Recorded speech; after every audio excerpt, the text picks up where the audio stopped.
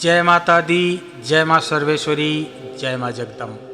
श्री दुर्गा सप्तशती हिंदी पाठ वाचन 8वां अध्याय।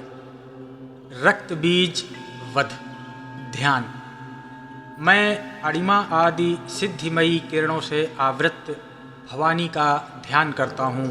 उनके शरीर का रंग लाल है, नेत्रों में करुणा लहरा रही है तथा हाथों में पास, अंकुश, वाण और धनुष शोभा पाते हैं। ऋषि कहते हैं, चंड और मुंड नामक दैत्यों के वध हो जाने तथा बहुत सी सेना का संहार हो जाने पर दैत्यों के राजा प्रतापी शुंभ के मन में बहुत ही क्रोध आया और उसने दैत्यों की संपूर्ण सेना को युद्ध के लिए कूच करने की आज्ञा दे दी।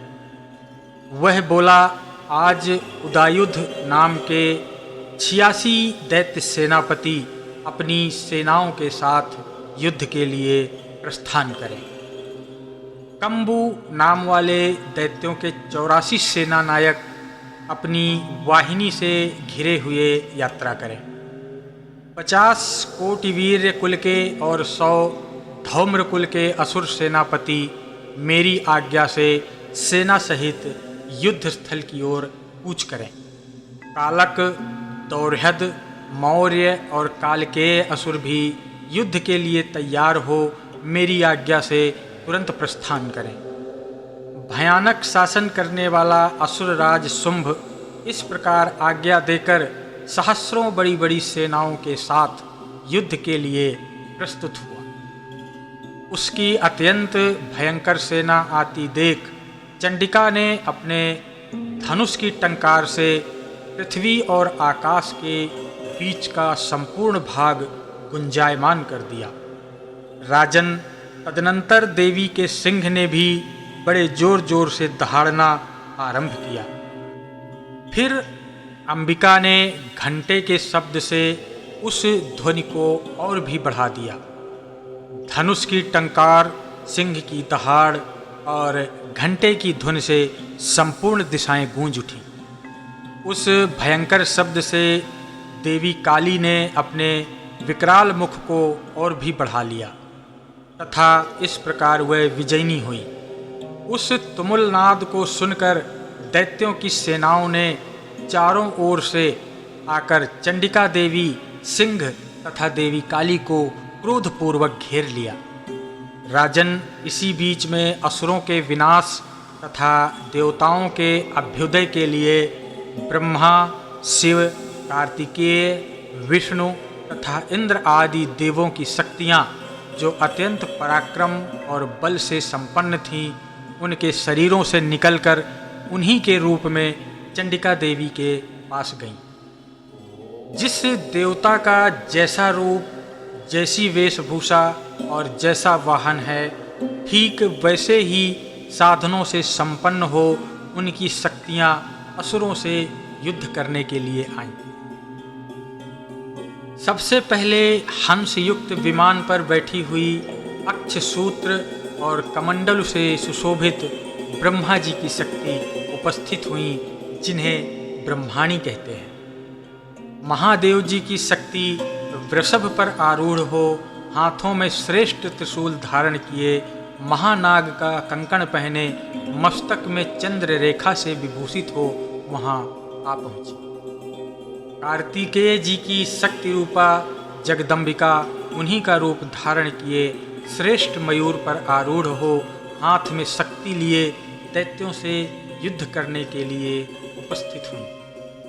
इसी प्रकार भगवान विष्णु की शक्ति गरुड़ पर विराजमान हो, शंख, चक्र, गदा, सारंग, धनुष तथा खड्ग हाथ में लिए हुए वहां आई।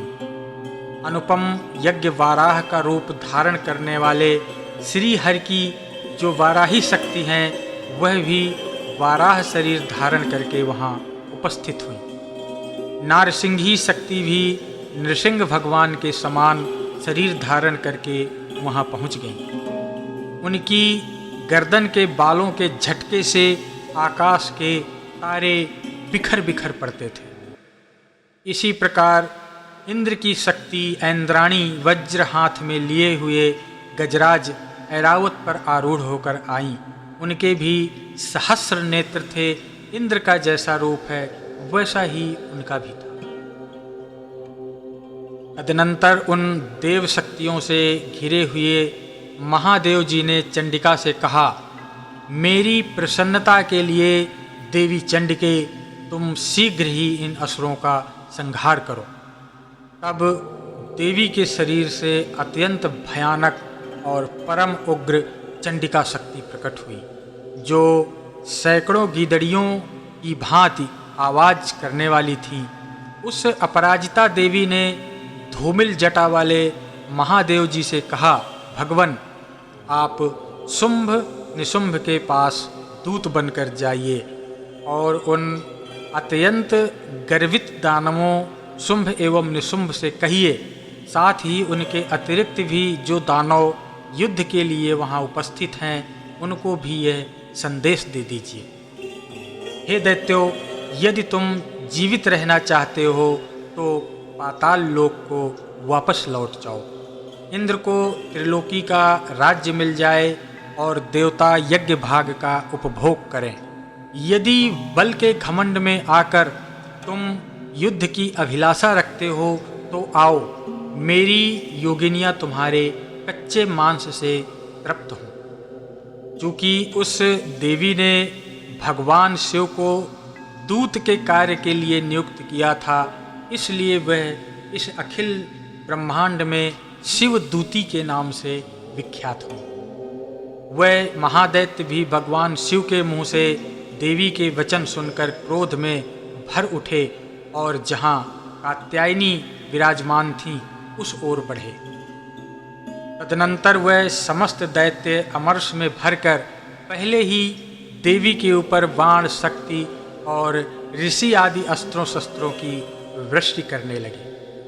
तब देवी ने खेल खेल में ही धनुष की टंकार की और उससे छोड़े हुए बड़े बड़े बाणों द्वारा दैत्यों के चलाए हुए बाण, शूल, शक्ति और सभी फरसों को काट डाला। फिर देवी काली उनके आगे होकर शत्रुओं को शूल के प्रहार से विदीर्ण करने लगी और खटवांग से उनका कचूमर निकालती हुई रणभूमि में विचरण करने लगी। ब्रह्माणी भी जिस ओर दौड़ती उसी ओर अपने कमंडल का जल छिड़क कर शत्रुओं के तेज, ओज और पराक्रम को नष्ट कर देती थी। माहेश्वरी ने त्रिशूल से तथा वैष्णवी ने चक्र से और अत्यंत क्रोध में भरी हुई कुमार कार्तिकेय की शक्ति ने शक्ति से दैत्यों का संहार आरंभ किया।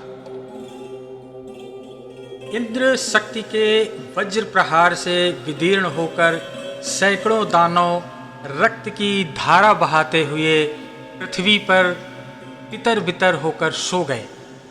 वाराही शक्ति ने कितनों को अपने थुथुन की मार से नष्ट कर दिया। दाढ़ों के अग्रभाग से कितनों की ही छातियों में छेद कर दिए तथा कितने ही दैत्य उनके चक्र की चोट से विदीर्ण होकर धरती पर गिर पड़े। नारसिंही भी दूसरे महादैत्यों को अपने नखों से विदीर्ण करके हाथी और सिंहनाद से दिशाओं एवं आकाश को गुंजाती हुई युद्ध क्षेत्र में विचरण करने लगी। इतने ही असुर शिवदूती के प्रचंड अट्टहास से अत्यंत भयभीत हो पृथ्वी पर गिर पड़े और गिरने पर उन्हें शिवदूती ने उस समय अपना ग्रास बना लिया। इस प्रकार क्रोध में भरे हुए मातृगणों को नाना प्रकार के उपायों से बड़े बड़े असुरों का मर्दन करते देख दैत्य सैनिक भाग खड़े हुए। मातृगणों से पीड़ित दैत्यों को युद्ध से भागते देख रक्तबीज नामक महादैत्य क्रोध में भरकर युद्ध के लिए तत्पर हुआ। उसके शरीर से जब रक्त की बूंदें पृथ्वी पर गिरती थीं, तब उसी के समान उतने ही शक्तिशाली दूसरे महादैत्य पृथ्वी पर पैदा हो जाते थे। महाअसुर रक्त बीज हाथ में गदा लेकर इंद्र शक्ति के साथ युद्ध करने लगा। तब ऐन्द्री ने अपने वज्र से रक्त बीज को मारा। वज्र से घायल होने पर उसके शरीर से बहुत सा रक्त बहने लगा और उस रक्त को जितनी बूंदें उस धरती पर गिरी उतने ही उसी के समान रूप तथा पराक्रम वाले रक्त बीज उत्पन्न होने लगे। उसके शरीर से रक्त की जितनी बूंदें गिरी उतने ही पुरुष उत्पन्न हुए। वह सब रक्त बीज के समान ही वीर्यवान, बलवान और पराक्रमी थे। वह रक्त से उत्पन्न होने वाले पुरुष भी अत्यंत भयंकर अस्त्र और शस्त्रों का प्रहार करते हुए वहाँ मातृगणों के साथ घोर युद्ध करने लगे। पुनः वज्र के प्रहार से जब उसका मस्तक घायल हुआ और पुनः रक्त बहने लगा तो उससे उसी प्रकार के हजारों पुरुष उत्पन्न हो गए। वैष्णवी ने युद्ध में रक्त बीज पर चक्र का प्रहार किया तथा ऐन्द्री ने उस दैत्य सेनापति को गदा से चोट पहुंचाई। वैष्णवी के चक्र से घायल होने पर उसके शरीर से जो रक्त बहा और उससे जो उसी के बराबर आकार वाले सहस्रों महादैत्य प्रकट हुए, उनके द्वारा संपूर्ण जगत व्याप्त हो गया। कौमारी ने शक्ति से, वाराही ने खड्ग से और माहेश्वरी ने त्रिशूल से महादैत्य रक्तबीज को पुनः घायल किया। क्रोध में भरे हुए उस महादैत्य रक्तबीज ने भी गदा से सभी मात्र शक्तियों पर पृथक पृथक प्रहार किए। शक्ति और शूल आदि से अनेक बार घायल होने पर जो उसके शरीर से रक्त की धारा पृथ्वी पर गिरी, उससे भी निश्चय ही सैकड़ों असुर उत्पन्न हुए। इस प्रकार उस महादैत्य के रक्त से प्रकट हुए असुरों द्वारा संपूर्ण जगत व्याप्त हो गया। इससे उन देवताओं को बड़ा भय हुआ। देवताओं को उदास देख चंडिका ने देवी काली से शीघ्रतापूर्वक कहा, चामुंडे, तुम अपना मुख और भी फैलाओ तथा मेरे शस्त्रपात से गिरने वाले रक्त बिंदुओं और उनसे उत्पन्न होने वाले महादैत्यों को तुम अपने इस उतावले मुख से भक्षण कर जाओ। इस प्रकार रक्त से उत्पन्न होने वाले महादैत्यों का भक्षण करती हुई तुम रण में विचरती रहो। ऐसा करने से उस दैत्य का सारा रक्त क्षीण हो जाने पर वह स्वयं ही नष्ट हो जाएगा। उन भयंकर दैत्यों को जब तुम खा जाओगी तब दूसरे नए दैत्य उत्पन्न नहीं हो सकेंगे। देवी काली से ऐसा कहकर चंडिका देवी ने शूल से रक्त बीज पर प्रहार किया और काली ने उसका समस्त रक्त अपने मुख में ले लिया। तब उसने वहाँ चंडिका देवी पर गदा से प्रहार किया, किंतु उस गदापात ने देवी को तनिक भी वेदना या चोट नहीं पहुँचाई। रक्त बीज के घायल शरीर से बहुत सा रक्त गिरा, किंतु ज्यों ही वह गिरा त्यों ही चामुंडा ने उसे अपने मुख में ले लिया। रक्त गिरने से काली के मुख में जो महादैत्य उत्पन्न हुए उन्हें भी वह चट करके चबा गईं और उसने रक्त बीज का रक्त भी पी लिया। तदनंतर देवी ने रक्त बीज को, जिसका रक्त चामुंडा ने पी लिया था, वज्र, बाण, खड्ग और रिष्टि आदि से मार डाला। राजन, इस प्रकार शस्त्रों के समुदाय से आहत एवं रक्तहीन हुआ महादैत्य रक्तबीज पृथ्वी पर गिर पड़ा।